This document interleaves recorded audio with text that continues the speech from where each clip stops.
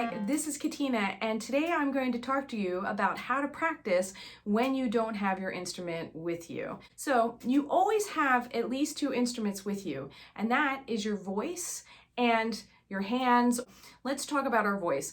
If you're here and you're watching this video, you're a musician. You love music. This is a big part of your life, and you listen to music. So listen to music, keep listening to the music, sing along with the music that you love to listen to, and it doesn't have to necessarily be instrument related music. Try and figure out the time signature and clap along with it. These are our percussion instruments here. Clap on 2 and 4, please. Thank you very much. When I say try and figure out the time signature, go ahead and see if you can find a modern 3/4 piece. We don't use it as much. Most of our modern music is in 4/4, so it's a real treat when we find something in 3/4 or 6/8 or 5/4. See if you can figure out the key signature. See if you can figure out the chord progression or how the phrasing works. Some of the greatest lessons I had musically was listening to Broadway musicals and opera later on when I got to college. Man, those people can sing. So sing along with them. Listen to your favorite singers. Try and figure out why you like them. A lot of them are great at phrasing, hello Adele. So we have a lot of music that's going on with us all the time that you can use to your advantage. Also, when you're walking, see if you can walk with a steady pulse. See if you can start singing along while you're walking. We can use all these things around us. All right, so that is without any sheet music or anything else. Let's talk about a couple of apps that are really, really helpful. The iRead app is fantastic. You can definitely get very, very far in your rhythmic skills. And what's fantastic about this app is that not only can you practice rhythm exercises randomly, but you can practice rhythm exercises for specific rhythms that give you problems. So the iRead app is really, really good. The TomPlay app is another one. That one is like karaoke for our instruments and is karaoke for our voice too. So if you don't have your instrument, you can listen along and sing along with different songs that you like there as well.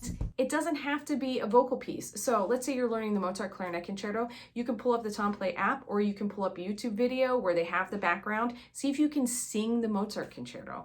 Those are great ways to practice our phrasing and get away from the instrument and work on our rhythm. And then you can really learn a piece that way. Another really, really good app is called the Staff Wars app. It's a really fun app to do.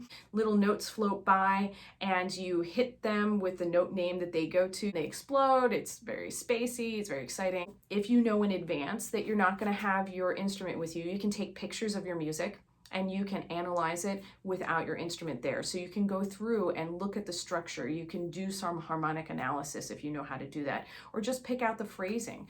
One of the things that I like to have my students do with music is actually take colored pencils and color in all the accidentals, color in the key signatures, color in the rhythms that are difficult for them, that give them challenges like syncopations and stuff like that. And you can do that all from your phone. You can color those in as well.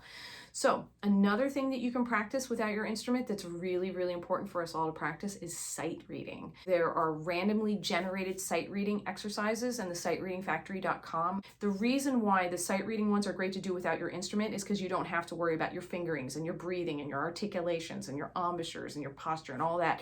All the mechanics are put away so you can actually focus on the sight reading. So what I suggest is generate a random sight reading exercise and then go through and you can clap out those rhythms. You can conduct it if you know how to conduct, and you can sing it. If you know solfege, even better, you can solfege it. So there are a lot of ways that you can use that sight reading to practice away from your instrument. Remember that thing I was talking about with coloring pieces in? You can color in your sight reading too. So find all the F sharps and make them blue, or whatever F sharp is to you. Find all the dotted 8th note, 16th note rhythms. Those are ones I hear people missing all the time when I'm judging. Color those in yellow or whatever color it is. It will look beautiful, but it'll also help build those skills for sight reading that when you get back to your instrument, you'll be able to sight read a whole bunch better. So what did I miss? Are there things in here that you've tried before that you really like, or maybe you don't like? Go ahead and comment below and let me know some of the tools that you use when you don't have your instrument home to practice. Thanks for watching. Bye.